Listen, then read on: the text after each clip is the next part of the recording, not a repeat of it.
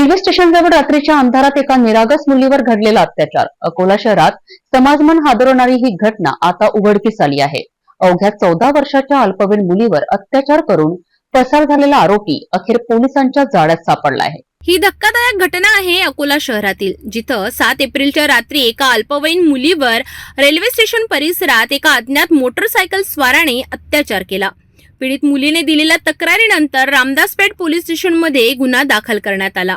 आरोपी पळून गेल्यानंतर पोलिसांनी एक विशेष पथक तयार केलं.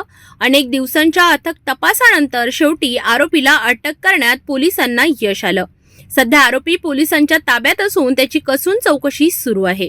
या प्रकरणात पोलिसांनी गांभीर्याने लक्ष घातलं होतं.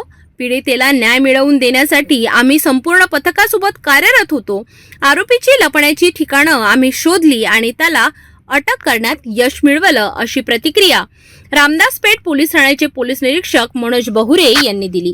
पोलीस स्टेशन रामदासपेठ दिनांक 7 एप्रिल 2025 रोजी रेल्वे स्टेशन परिसरातून एका अल्पवयीन पीडितेस मोटरसायकलवर बसून अकोटपैल परिसरामध्ये अत्याचार करणाऱ्या फरार आरोपीतास शोध घेण्याकरता पोलीस स्टेशन रामदासपेठची एक टीम गठीत करण्यात आलेली होती. त्या टीमला तांत्रिक विश्लेषण तसेच गोपनीय माहितीच्या आधारे सदर पाहिजे आरोपी तोहिद खान समीर खान हा ताब्यात घेतलेला आहे.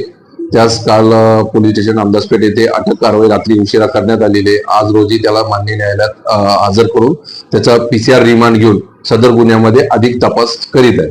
14 वर्षीय मुलीवर अत्याचार करणारा आरोपी पोलिसांच्या ताब्यात आहे. पुढील चौकशीतून आणखी माहिती उघड होण्याची शक्यता आहे.